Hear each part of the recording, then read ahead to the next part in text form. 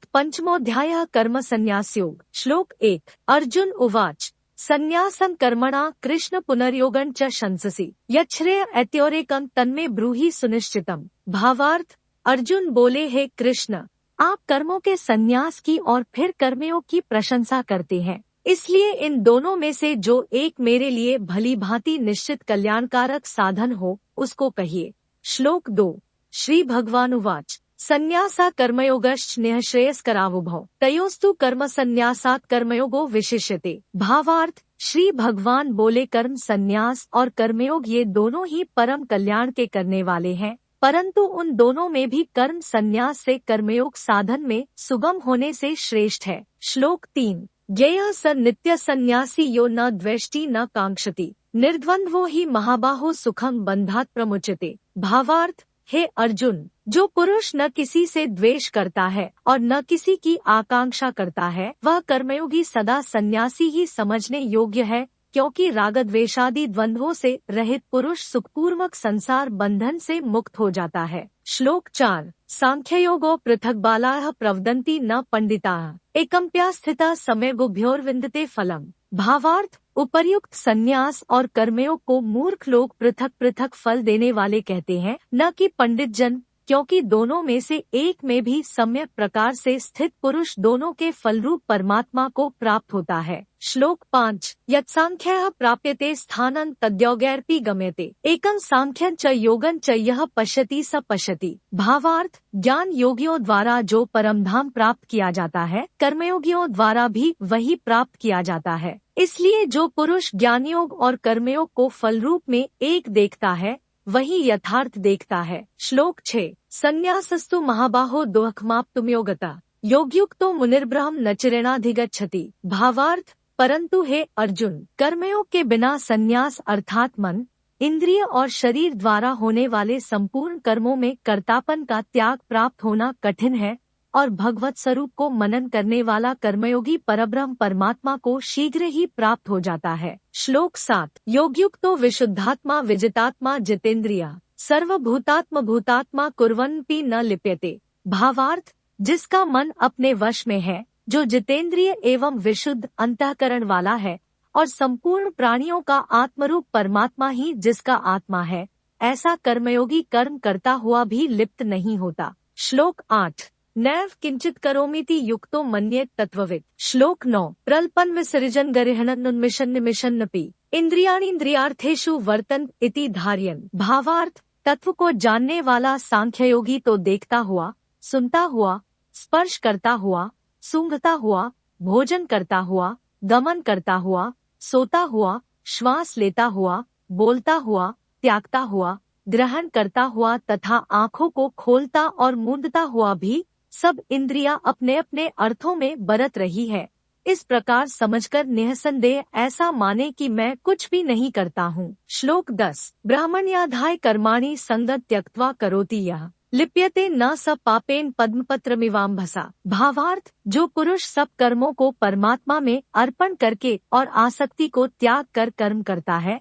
वह पुरुष जल से कमल के पत्ते की भांति पाप से लिप्त नहीं होता। श्लोक 11। कायेन मनसा बुद्धया केवलैरिन्द्रियैरपि योगिनः कर्म कुर्वन्ति संग त्यक्त्वात्म शुद्धये। भावार्थ, कर्मयोगी ममत्व बुद्धिरहित केवल इंद्रिय, मन, बुद्धि और शरीर द्वारा भी आसक्ति को त्याग कर अंतःकरण की शुद्धि के लिए कर्म करते हैं। श्लोक 12। युक्ता कर्मफलम त्यक्त्वा शांतिमाप्नोति नैष्ठिकीम् अयुक्ता कामकारेण फले सक्तो निबध्यते। भावार्थ, कर्मयोगी कर्मों के फल का त्याग करके भगवत प्राप्ति रूप शांति को प्राप्त होता है और सकाम पुरुष कामना की प्रेरणा से फल में आसक्त होकर बंधता है। श्लोक 13। सर्व कर्माणि मनसा संन्यस्यास्ते सुखं वशी नवद्वारे पुरे देहि नैव कुर्वन् कार्यं। भावार्थ, अंतःकरण जिसके वश में है ऐसा सांख्य योग का आचरण करने वाला पुरुष न करता हुआ और न करवाता हुआ ही नवद्वारों वाले शरीर रूप घर में सब कर्मों को मन से त्याग कर आनंद पूर्वक सच्चिदानंद घन परमात्मा के स्वरूप में स्थित रहता है। श्लोक 14। न कर्तृत्वं न कर्माणि लोकस्य सृजति प्रभुः न कर्मफल संयोगं स्वभावस्तु प्रवर्तते।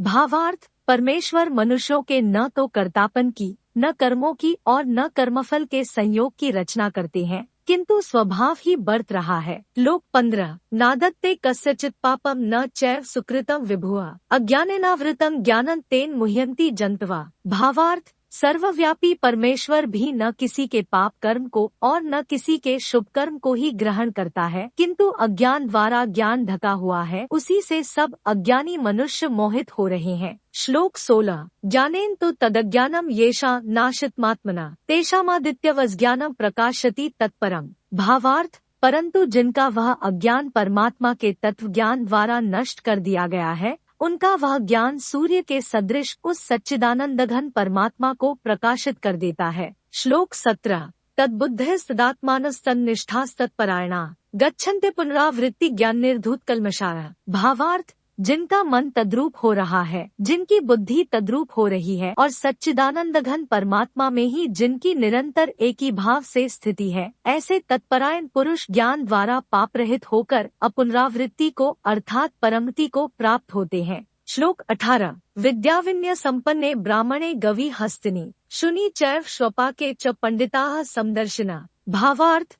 वे ज्ञानी जन विद्या और विनययुक्त ब्राह्मण में तथा गौ, हाथी, कुत्ते और चांडाल में भी समदर्शी। इसका विस्तार गीता अध्याय 6 श्लोक 32 की टिप्पणी में देखना चाहिए ही होते हैं। श्लोक 19 इहैव त्यजिता सर्गो येषां साम्ये स्थितं मनः निर्दोष हि सम ब्रह्मा तस्मात् ब्रह्मणि ते स्थिताः।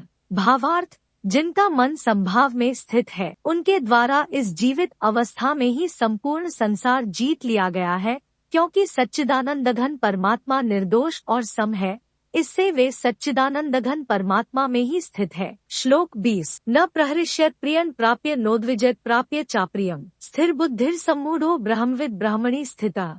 भावार्थ जो पुरुष प्रिय को प्राप्त होकर हर्षित नहीं हो और अप्रिय को प्राप्त होकर उद्विग्न न हो, वह स्थिर बुद्धि संशय रहित ब्रह्मवेत्ता पुरुष सच्चिदानंदघन परब्रह्म परमात्मा में एक ही भाव से नित्य स्थित है। श्लोक 21 बाह्य स्पर्शेष्वसक्तात्मा विन्दत्यात्मनि यत् सुखम स ब्रह्मयोग युक्तात्मा सुखमक्षयमश्नुते। भावार्थ बाहर के विषयों में आसक्तिरहित अंतःकरण वाला साधक आत्मा में स्थित जो ध्यानजनित सात्विक आनंद है, उसको प्राप्त होता है। तदंतर वह सच्चिदानंदघन परब्रह्म परमात्मा के ध्यानरूप योग में अभिन्न भाव से स्थित पुरुष अक्षय आनंद का अनुभव करता है। श्लोक 22 ये ही संस्पर्शजा भोगा दोहख्योनय एवते आद्यंतवंता कौन्तेय न तेषु रमते बुधा। भावार्थ जो ये इंद्रिय तथा विषयों के संयोग से उत्पन्न होने वाले सब भोग हैं, यद्यपि विषयी पुरुषों को सुखरूप भासते हैं, तो भी दोह के ही हेतु है और आदि अंत वाले अर्थात अनित्य है। इसलिए है अर्जुन बुद्धिमान विवेकी पुरुष उनमें नहीं रमता। श्लोक 23 शक्नोति है यह सोढ़ु प्राक् शरीर विमोक्षणात्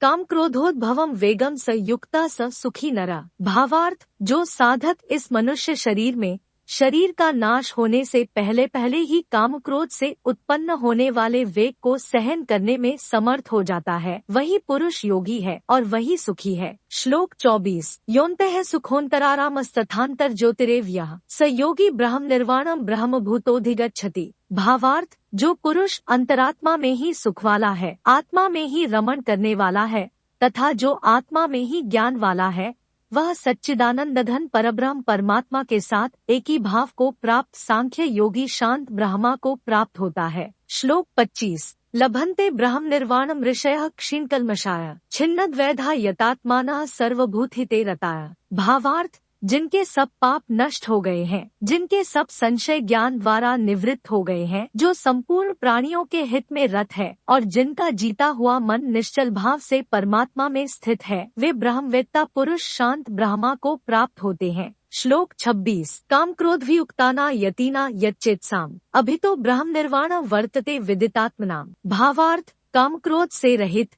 जीते हुए चित्त वाले परब्रह्म परमात्मा का साक्षात्कार किए हुए ज्ञानी पुरुषों के लिए सब ओर से शांत परब्रह्म परमात्मा ही परिपूर्ण है। श्लोक 27 स्पर्शान् कृत्वा बहिर्बाह्यान् चक्षुषैवान्तरे भ्रुवोः प्राणापानौ समौ कृत्वा नासाभ्यन्तरचारिणौ। श्लोक 28 यतेन्द्रियमनो बुद्धिर्मुनिर्मोक्षप्रायणः विक्तेच्छाभ्य क्रोधो यः सदा मुक्त एव सः। भावार्थ, बाहर के विषय भोगों को न चिंतन करता हुआ बाहर ही निकालकर और नेत्रों की दृष्टि को भ्रिकुटी के बीच में स्थित करके तथा नासिका में विचरने वाले प्राण और अपान वायु को सम करके, जिसकी इंद्रिया मन और बुद्धि जीती हुई है, ऐसा जो मोक्ष प्रायण मुनि परमेश्वर के स्वरूप का निरंतर मनन करने वाला, इच्छा, भय और क्रोध से रहित हो गया है, वह सदा मुक्त ही है। श्लोक 29। भोक्तार यज्ञत्पसा सर्वलोक महेश्वरम सुहृदं सर्वभूतानां ज्ञात्वा मां शांति मृच्छति। भावार्थ,